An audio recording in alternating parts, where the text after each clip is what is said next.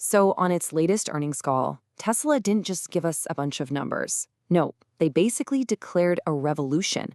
The company is making this incredible pivot from being a car company to what they're calling a physical AI company. The idea is to build the intelligent machines that will literally shape our world. Let's break down what this absolutely massive trillion-dollar pivot is all about. And it all kicks off with this, a totally new mission statement from Elon Musk. And look, this isn't just some corporate fluff. This phrase, amazing abundance, it sets the stage for a future where Tesla is doing way, way more than just getting you from point A to point B.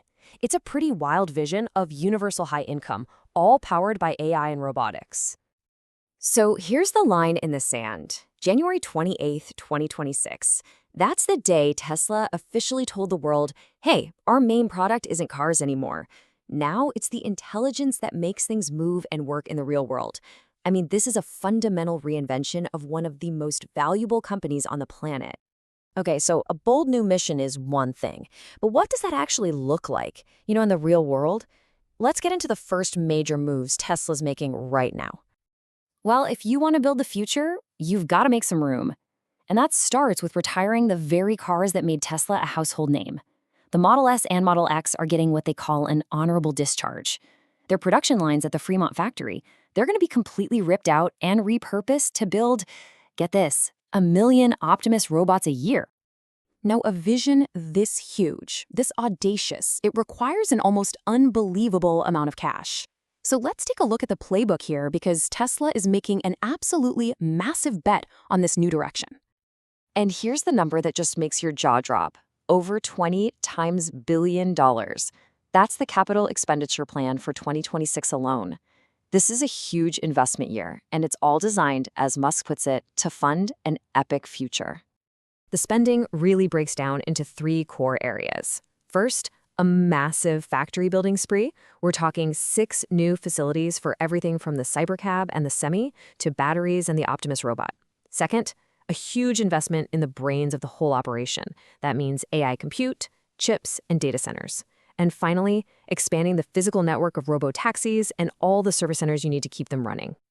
So this brings us to the first pillar of Tesla's new AI strategy, turning transportation into a completely autonomous service. And this is the vehicle that's going to do it, the Cybercab. Now, this isn't just a modified car. It's a totally new thing, designed from the ground up for one single purpose, to be a robo-taxi. No steering wheel, no pedals. Musk actually thinks Tesla will eventually make way more of these than all of their other cars combined. Now, this slide is where it gets really interesting. Look at how Tesla's entering the market. They are not trying to be some premium, expensive service. No way. This data shows their median ride cost is just over $7. That's less than half the price of competitors like Waymo and Uber. This is an aggressive, all-out push for market share right from day one. And they are moving incredibly fast. They launched the service in Austin back in mid-2025, and by January this year, they'd already started fully unsupervised public rides. With Cybercab production supposed to start in April, the goal is to be up and running in dozens of major U.S. cities by the end of this year. It's an insane timeline. So if robot taxis are the first pillar, the second one is, well, it's even more ambitious.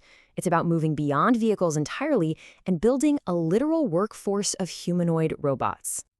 And this is Optimus. The idea here isn't to build a robot that does one specific thing really well. The goal is a general-purpose robot that can learn just by watching a person do a task, or even just by watching a video of it. The plan is to put them to work in Tesla's own factories first, iron out the kinks, and then eventually sell them to the public.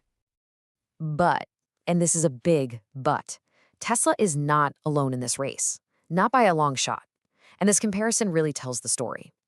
While Tesla is aiming for this mind-boggling production capacity of 1 million robots a year, Optimus is still in R&D. Meanwhile, you've got competitors like Boston Dynamics who are already in commercial production and are deploying their Atlas robots in factories for Hyundai and Google this year. So this all brings us to the final and most critical question. Can they actually pull this off? Because this entire pivot is an enormous, high-stakes gamble with some very, very real obstacles in the way. First and foremost, you have the government. The whole robo-taxi dream hinges entirely on getting regulatory approval for their full self-driving system. And right now, that system is under an active investigation by the National Highway Traffic Safety Administration, or NHTSA. And just to give you a sense of the scale here, this isn't some small-time probe.